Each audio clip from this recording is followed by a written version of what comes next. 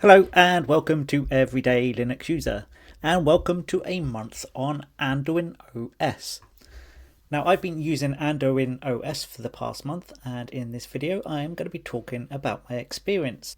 As you can see, Anduin OS looks a lot like Windows 11, and if you watched my first impressions video, I took you through all the things that make it look like Windows, but I also said that it doesn't mimic it so much that it's a complete rip-off. So the actual look and feel of Anduin OS is pretty good, and if you like the Windows 11 look and feel, then you're going to feel right at home. Setting up hardware, that's straightforward. Down here we've got the internet, so you can see I'm on wired, but if I wanted to I could go on wireless. And Bluetooth works.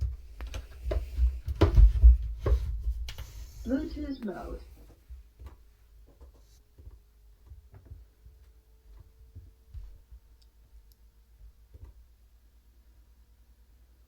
Connecting. Disconnected. And printing works.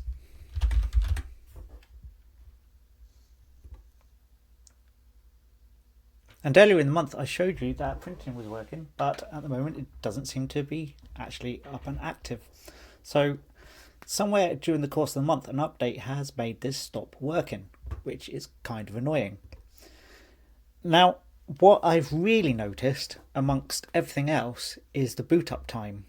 Now, this is basically Ubuntu under the hood, and it's got a load of GNOME extensions to make it look like Windows 11. And the thing I've noticed is the boot up time. It started off when I first installed it, and the boot time was a reasonable 30 to 45 seconds. It's now taken about 2.5 minutes to boot, and sometimes it just goes straight to an error window, and you actually basically have to restart the computer again. So, and that's happening more and more. So it's actually taken 4 or 5 minutes to boot up, because by the time you got to the error screen, rebooted again and waited then 2 minutes again.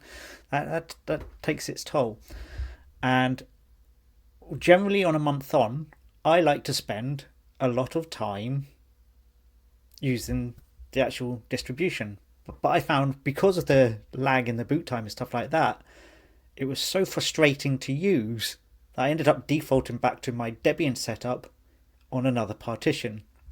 And I guess that's what the problem is. I mean, this looks great, and it feels great, and you can see that it's quite responsive once you open it up, but when you compare it to something like Debian, especially if you're using a lightweight environment like LXQt, then it's just not as responsive. And personally, I prefer to get stuff done than have pretty pictures.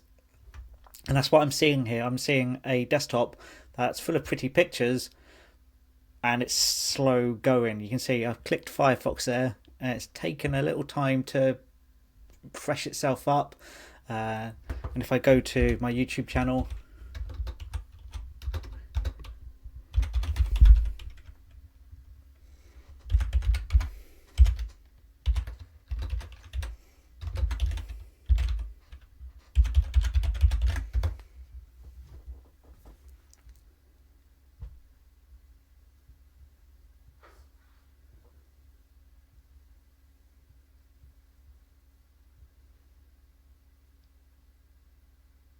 you see it's churning away here. It's taking its time.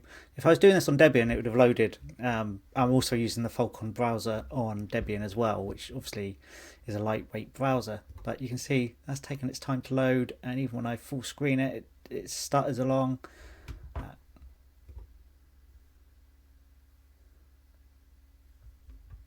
once it's loaded, it's fine. You know, it's just a wee bit slow. So if we look at the system monitor,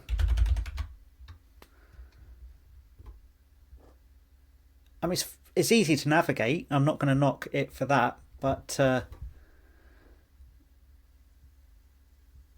you can see it's using 2.6 gig.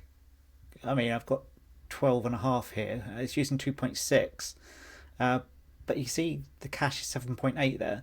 So it's 2.6 gigabytes and it's not really doing anything at this moment in time. It's recorded my video, but my video is not going to be taking up 2.6 gig at this stage because it's only been recording for about a minute. So if we do it by memory, you can see GNOME software is taking up half a gig almost. Simple screen recorder is using 245 gig. The other thing is that I'm using X now. It defaults to Wayland, but I found Wayland was so poor with the performance and things crashing. Like OBS was a nightmare to get working. It stutters along, and so I switched to X, and X performs better than Wayland. So it makes you wonder, have things really improved? I mean, we've got all this nice shiny new desktops, and GNOME is like supposed to be the flagship for Linux, and then I use Debian with LXQt and I get about 10 times faster, and it's like, well, what's improved really? I mean, I can see the weather forecast if I want to. Boo-hoo. I mean, it's great. So what can I say about Anduin? Well, when it comes to installing, it's dead easy. It uses Ubiquity Installer, and I'll show you that now. I'll overlay it on top of this video, right? So installation's good. Hardware I did have working when I first started a month ago. Bluetooth, Wi-Fi, printing, I had all that working, but you can see printing is now not working. I mean, it's not something I do that often anymore. I mean, I don't know about you, but it would be nice to have it so that if I wanted to print something out, it still worked a month later. When it comes to installing software, you got the GNOME software manager, and it works. It's got Flatpaks available by default, so that works. So you can see Steam's available if I want it via FlatHub. So the ability to install software is fine. I mean, so functionally, Anduin OS is fine. Okay, functionally, it's working quite well. I think the GNOME add-ins are like a system overload. It's adding a load of stuff that you don't need. Now, when it comes to the desktop itself, I actually find it works, but it's just a bit boring as well. It sounds like a silly thing to say. You just want your operating system to work, but it's a bit boring. It's just like, if I wanted to use Windows, I'd probably use Windows, but I don't want to use Windows. I keep flipping back to the Debian, and I like the fact that I can launch an application really, really quickly, and it just comes up on the screen. So anyone who's been watching my videos will know that I've been doing lots of stuff on Office suites. So comparing spreadsheet packages in the last week or so, and trying LibreOffice out, and the ability to load those up really quickly and switch between them and do stuff in the file explorer is important. I'm not saying this doesn't work, because it does. You can see I can click around and it's quite responsive. To sum up, really, I would say Anduin OS is okay if you're a new user to Linux, but there are better versions. So like, use Linux Mint or use Zorin over Anduin OS. I mean, it's a good effort. I mean, I'm not going to knock the guy that's created this. I mean, it's a good effort to take base Ubuntu and then slap a Windows look and feel over it. It's done a really, really good job at it. But for me, it's just a little bit slow loading. You can see I've had problems with my printing there for all of a sudden. Maybe if I run the updates, it will work. It's just not quite what I want from a distribution, and I'm not sure if I would recommend it to the everyday Linux user.